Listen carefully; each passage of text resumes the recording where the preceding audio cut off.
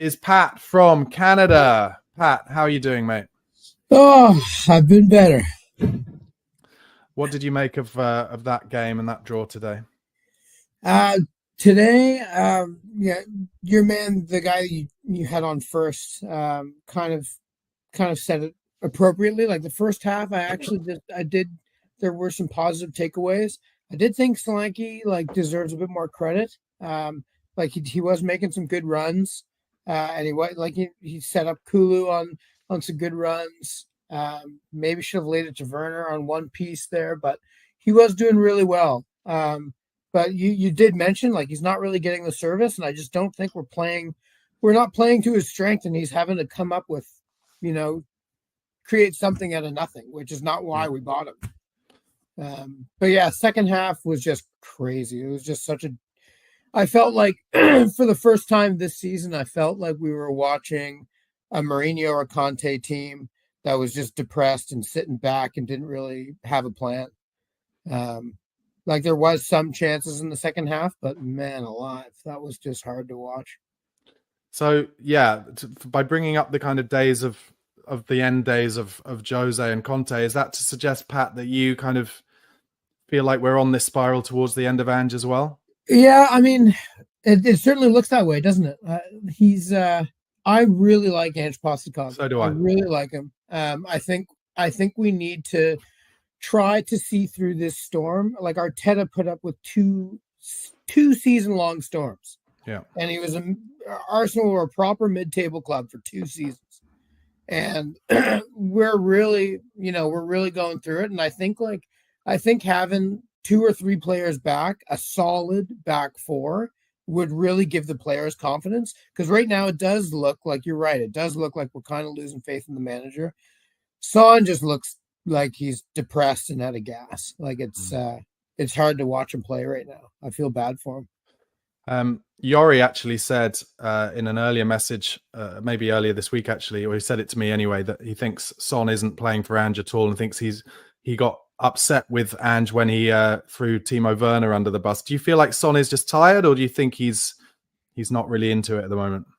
Well, again, it's tough because Son consistently plays for this badge, consistently. He's wears his heart on his sleeve. Everybody talks about it. And he's always said that he really enjoys playing for Ange. I think I can't say I agree. I think he's just I think he's really hard on himself, and he's just really not happy at where he's at.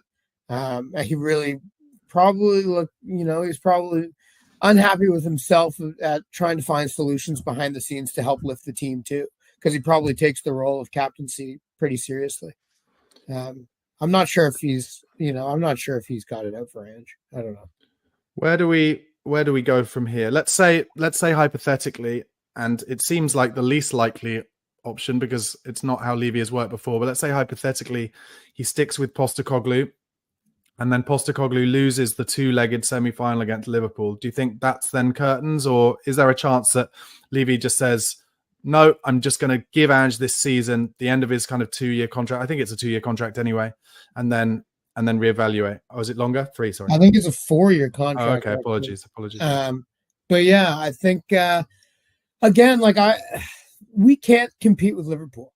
So that's going to be tough. If we just say, here's your ultimatum, Liverpool 2 legs, man, that's crazy, especially right now. We just lost another player. More hamstrings are starting to tear. I think if Ange is actually telling the truth in his press conferences where they are desperately looking for solutions in the January transfer window, and there's actually big moves that can be made, things can be salvaged. And if we're out in the in the League Cup, that's a huge blow because we have worked so hard to stay in it and we've beaten big clubs. But I don't think we should get rid of Ange because we've lost a 2-legged race against the best team in the world right now. At full strength. Strength in form. It's tough. Well, we're not going to be full strength because the first leg is in a week's time. No, we won't. So what about the Newcastle game before then? What hope have we got for that? Because they are far less toothless than Wolves were, and even Wolves scored 2 goals against us. So who's coming back? I guess Richarlison Richarlison and Ben Davies might be available. No, Ben Davies is out for another couple of weeks because he had a breakdown in training. So Richarlison possible to come back to training, but Richarlison breaks down every single time he comes back anyway. So really, nobody will be back, and Udogie will be out. So Spence possibly back, but Bentancur out for suspension. Yeah, I mean, like that Liam kid, he was saying some good stuff about having a bit of an exciting midfield. In Sarr and Bergvall, that might be a good start, and then bring on some mature players to see if we can see through a win. But we kind of tried to do that today with Madison, and it just looked depressing. And now we're out on the left, and we've got Reguilon, who has never played in this system, has never even played for Tottenham under Ange Postecoglou, period. So I don't know. I can't really see us have. Is it an away game, Newcastle? No, it's at home. It's at home. Oh, that's the only thing we've got going for us. So we need the fans. We need the fans behind us in a big way.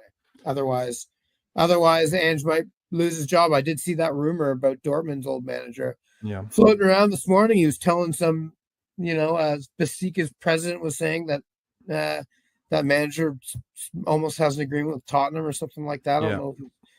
I don't know if it's agent talk or not. I kind of hope not. I don't know. I really don't know. Pat, look, thank you so much for calling in. Really appreciate you being part of the show, mate. And I'll speak to you again soon. Cheers, man.